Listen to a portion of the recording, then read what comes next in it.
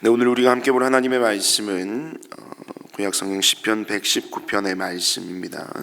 119편 65절 말씀부터 우리 80절까지의 말씀입니다.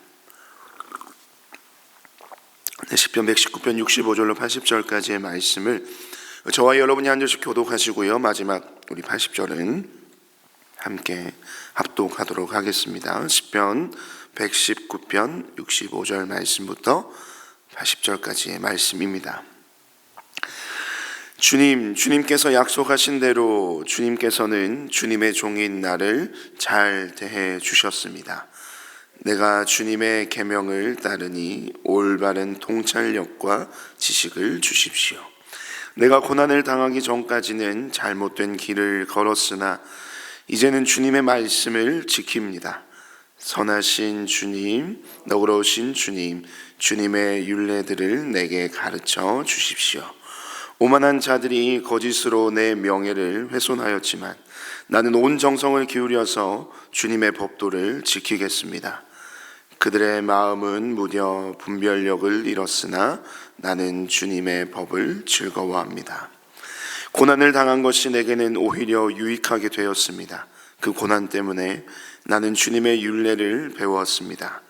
주님께서 나에게 친히 일러주신 그 법이 천만 금은보다 더 귀합니다. 주님께서 손으로 몸소 나를 창조하시고 나를 세우셨으니 주님의 계명을 배울 수 있는 총명도 주십시오. 내가 주님의 말씀에 희망을 걸고 살아가기에 주님을 경외하는 사람들이 나를 보면 기뻐할 것입니다. 주님의 판단이 옳은 줄을 나는 압니다. 주님께서 나에게 고난을 주신 것도 주님께서 진실하시기 때문이라는 것을 나는 압니다.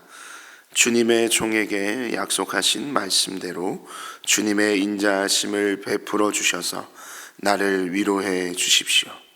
주님의 법이 나의 기쁨이니 주님의 긍휼을 나에게 베풀어 주십시오. 그러면 내가 새 힘을 얻어 살 것입니다. 이유도 없이 나를 괴롭히는 저 오만한 자들은 수치를 당하게 해 주십시오. 나는 주님의 법도만을 생각하겠습니다.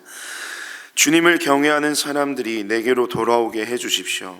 그들은 주님의 증거를 아는 사람들입니다.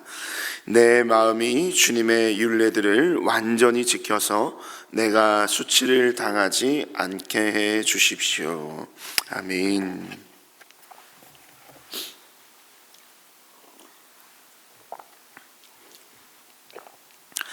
네, 오늘 시편 119편 우리 65절 말씀부터 우리 80절까지의 말씀으로 고난 중에 말씀을 배우다라는 제목으로 여러분과 함께 잠시 하나님의 은혜를 나누도록 하겠습니다.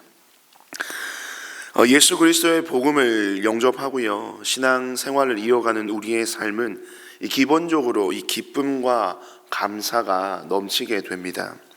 왜냐하면 복음은 기쁜 것이고요, 그로 인해 주어진 구원의 은혜는 감사한 것이기에 이 믿음 생활을 이어가는 성도들의 삶은 기본적인 감정이 기쁠 수밖에 없고, 또 기본적인 삶의 태도는 자연스러운 감사로 이어지게 되는 것이죠.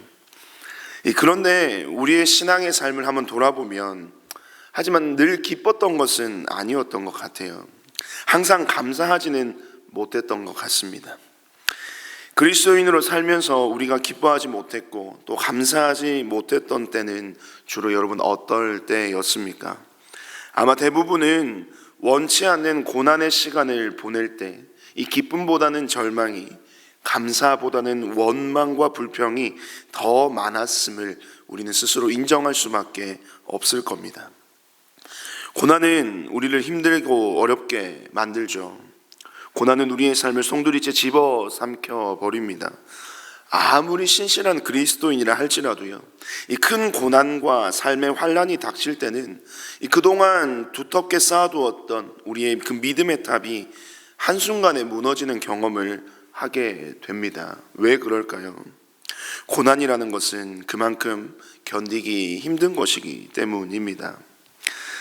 저와 여러분에게 있어서도 고난은, 또 이 고난이 주는 우리의 삶의 부침은 결코 예외는 아닐 것입니다. 어쩌면 이 새벽의 자리에 나와 하나님께 기도하는 것도 내 삶에 들이닥친 힘듦과 고통스러운 삶의 시간들 때문에, 그 고난 때문에 이 자리에 나와 있는지도 모르겠습니다. 특별히 믿는 자들에게 있어서 이 고난이라는 주제는요, 참 어려운 삶의 주제이지 않습니까? 왜냐하면 이 당초에 현재 내 삶에 닥친 이 고난을 해석해낼 길이 없기 때문입니다.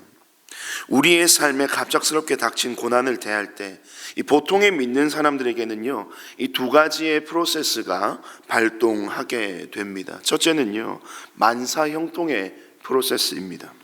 무슨 말입니까? 예수만 믿으면 만사가 형통할 것이라는 이 막연한 기대가 여러분 우리 안에 있지 않습니까? 이 만사의 배경은 대개 우리가 살아가는 현재 시점으로 이해됩니다. 예수 믿으면 다 잘 될 것이라고 생각했는데 이 예수를 믿어도 여전히 힘들고 여전히 어렵고 여전히 이해하기 힘든 수많은 사건과 사고들이 내 삶을 에워싸게 될 때 우리는 고난 가운데 유기된 자가 되어서 하나님을 원망하기 시작합니다. 이 만사형통 프로세스로는 도저히 내 삶에 들이닥친 이 고난을 해석할 길이 없기 때문입니다. 그래서 고난이 받아들여지지가 않게 되는 것입니다. 그리고 둘째, 어떤 프로세스가 발동이 됩니까? 바로 인과응보의 프로세스가 발동하게 됩니다. 갑작스럽게 고난이 닥쳐올 때 이 인과응보의 프로세스가 발동이 되면서요, 가장 먼저 우리 안에 드는 생각은 어떤 생각입니까? 내가 하나님께 무언가 잘못한 것이 있나? 라는 생각이 드는 것이죠. 내가 지은 죄가 있어서 하나님이 나를 벌하시는 것인가? 라는 이 인과응보의 프로세스가 우리 안에 자연스레 발동됩니다. 그러면서 우리는 스스로를 완전히 현미경으로 파헤치기 시작하죠. 그러곤 스스로의 삶에 대하여 정죄하기도 하지만 또 한편으로는 지금 현재 내가 당하는 고난과 나의 어떤 삶의 연약한 부분이 매칭이 되지 않는 것입니다. 왜요? 대개는 우리가 주님, 제가 이런 고난을 당할 정도로 큰 죄를 지었나요? 라고 반문하게 되는 것이죠. 고난의 원인을 나의 부족함과 연약함 속에서 찾아내보려고 했지만 내가 당하는 고난의 크기와 나의 삶의 연약함의 크기가 서로 맞지가 않는 것입니다. 우리는 고난의 원인을 죄로부터 찾으려 하지만 대부분은 찾지 못하는 경우가 다수일 겁니다. 역시나 인과응보의 프로세스도요, 우리의 삶에 있는 고난을 해석하지 못할 때가 많이 있다는 것이죠. 이처럼 고난이 믿는 자들에게 어렵고 힘든 주제일 수밖에 없는 가장 큰 이유가 바로 여기에 있는 겁니다. 내가 당하는 현재의 고난을 전혀 해석할 길이 없다라는 것이죠. 이해할 수도 없고 받아들일 수도 없는, 어쩌면 이 믿는 자들에게 있어서 고난이라는 주제는 인생의 난제처럼 보여지는 겁니다. 오늘 시편의 기자도요, 우리의 삶과 우리의 인생과 별반 다를 것이 없는 이 삶의 고충과 고난과 환난을 안고 살아갔던 사람으로 보여집니다. 그에게도 숱한 고난과 삶의 환난들이 있어 왔음을 그의 고백 가운데 계속 보게 되는 거죠. 그런데 이상한 점은요, 이 우리와는 다르게 믿는 자들에게 난제로 여겨지는 이 고난의 문제에 대한 실마리를 이 시편 기자는 찾은 것처럼 보여지는데요, 우리 오늘 본문인 71절의 말씀을 우리가 함께 다시 한번 한 목소리로 읽어볼까요? 71절 말씀입니다. 고난을 당한 것이 내게는 오히려 유익하게 되었습니다. 그 고난 때문에 나는 주님의 율례를 배웠습니다. 고난을 당한 것이 내게는 오히려 유익하게 되었습니다. 그 고난 때문에 나는 주님의 율례를 배웠습니다. 여러분, 이 고백이 정말 진심으로 받아들여지십니까? 더군다나 만약 고난 가운데 있는 우리의 삶이라고 한다면 이 시편 기자의 고백은요, 참으로 어처구니가 없게 여겨질 수도 있을 겁니다. 어떻게 감히 이 고난이라는 삶의 난제를, 이 어려움을, 이 힘듦을 유익하다고 말할 수가 있는 것이냐는 것입니다. 시편 기자의 이 고백을 만약에 우리가 감정적으로 받는다면 이 당치도 않는 말씀으로 여겨질 수밖에 없죠. 그런 마음들이 충분히 이해가 됩니다. 하지만 앞서 우리가 지금까지 나누었던 그 이야기의 흐름을 따라서 이 시편 기자의 이 고백을 다시 한번 이해하고 바라본다면 지금 이 시편 기자에게 고난은 더 이상 풀리지 않는 삶의 난제가 아니었음을 보게 되는 거죠. 시편 기자에게 있어서 수많은 삶의 고난들이 이제는 하나씩 풀리기 시작하고 조금씩 해석되기 시작되었던 겁니다. 무엇으로 말이죠? 오늘 이 말씀에서 표현하는 것처럼 하나님의 율례, 주님의 말씀으로 자신의 고난이 해석되는 이 신기하고 진귀한 삶의 경험을 말씀 안에서 하게 되는 것입니다. 구체적으로 그것이 어떤 말씀으로 또 어떻게 풀어졌는지는 알 수는 없지만 분명한 사실은 자신의 삶의 수많은 고난들이 이 하나님의 말씀을 통해 풀어지는 은혜를 이 시편 기자는 경험하게 되었다는 것입니다. 말씀을 통해 해석된 고난에 대한 이해는 이 자신의 삶에 대해 하나님은 고난의 방점을 두신 것이 아니라 이 고난을 통해서 무언가를 얻게 하시고 또 이 고난을 통해서 무언가를 깨닫게 하시며, 여러분 67절의 말씀처럼 이전에는 잘못된 길을 걸었으나 고난을 통해서 바른 길로 돌아서게 하시는 그런 하나님의 큰 그림을 비로소 이 말씀을 통해 깨달음으로 고난이 자신의 삶에 고통스러운 것으로 남는 것이 아닌 되려 자기 자신을 향한 하나님의 큰 뜻과 계획을 이루어가는 통로였음을 이제야 비로소 이 시편 기자는 깨닫게 되었던 것입니다. 이미 고난을 여러분 지나왔든 지금도 고난의 터널을 지나고 계시든 또 앞으로 언제든지 고난을 만날 수밖에 없는 그런 인생을 살아가는 저와 여러분에게 있어서 오늘 이 시편 기자의 고백은 너무나도 중요한 신앙과 삶의 기준을 제시하고 있습니다. 세 가지의 기준을 여러분에게 제시하는데요. 첫째, 하나님은 고난 중에도 여전히 우리의 하나님이 되신다는 겁니다. 둘째로, 하나님은 고난을 통해 우리를 더 큰 은혜의 자리로 이끄시는 분이시라는 겁니다. 그리고 마지막으로 셋째는, 하나님은 우리가 겪는 고난에 대해 분명한 이유와 목적을 반드시 깨닫게 하시는 분이시라는 겁니다. 시편 기자는 그런 하나님에 대해 이렇게 고백합니다. 75절의 말씀에 주님의 판단이 옳은 줄을 나는 압니다. 주님께서 나에게 고난을 주신 것도 주님께서 진실하시기 때문이라는 것을 나는 압니다 라고 고백하는 것입니다. 우리는 지금 당장 인생의 난제인 고난에 대해 명쾌한 답을 얻지 못할 수도 있습니다. 또 겪고 있는 고난을 해석해내지 못할 수도 있습니다. 하지만 여전히 풀리지 않는 삶의 난제 앞에서도 우리가 믿는 자로서 결코 잊지 말아야 할 하나님을 향한 우리의 신앙 고백은 바로 이것입니다. 75절의 시편 기자의 고백처럼 하나님 여호와 당신 주님은 늘 언제나 옳으십니다 라는 것입니다. 여러분이 믿는 하나님이 늘 옳으신 분이심을 믿으십니까? 그것을 믿음으로 고백하는 자들은요, 고난 가운데 있을지라도 그 고난을 넘어 더 큰 은혜와 역사들을 이루어 가시는 그 하나님을 경험하게 될 것입니다. 고난을 통해 우린 우리의 지혜와 우리의 생각보다 훨씬 더 크고 높으신 하나님의 위대하심을 경험하게 될 것입니다. 사랑하는 성도 여러분, 여러분의 삶의 고난 또한 하나님의 말씀으로 재해석되는 그때가 분명히 있을 줄로 믿습니다. 지금 겪고 있는 고난이 힘들고 또 때로는 어려울지라도 끝까지 하나님을 향한 이 신뢰와 믿음이 흔들리지 않으시기를 간절히 바랍니다. 고난 중에도 하나님은 여러분과 함께 하시고요, 고난의 시간들을 통해 우리를 더 큰 은혜와 복의 자리로 이끄실 하나님을 늘 언제나 신뢰하시는 저와 여러분의 삶이 되기를 간절히 소망합니다.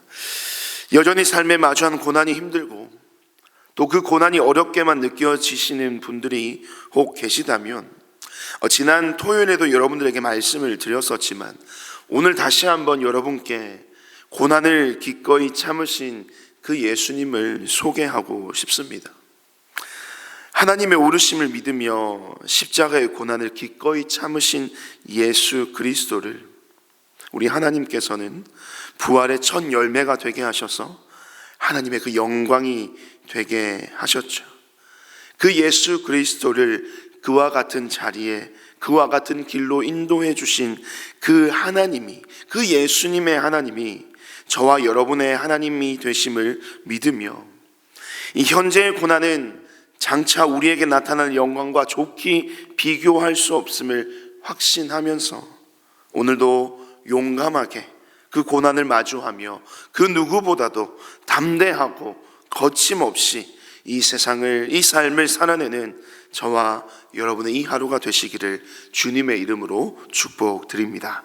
우리 시간 함께 한번 주신 말씀을 기억하면서요, 우리 합심하여 기도합시다. 이렇게 한번 기도할까요? 하나님, 오늘도 하나님의 크신 뜻과 계획하심 속에 나의 모든 삶의 시간이 흘러가고 있음을 믿기를 간절히 소망합니다. 당장 이해되지 않는 내 삶을 둘러싼 수많은 상황들 앞에서 당황하거나 두려워하지 않고 모든 상황 속에서 내 삶을 이끌어 가시는 내 삶의 주관자 되신 하나님을 온전히 신뢰하며 살아가게 하여 주시옵소서로 기도합시다. 하나님은 늘 옳습니다. 하나님은 실수가 없으시고 하나님께는 실패도 없으심을 내가 믿기를 원합니다.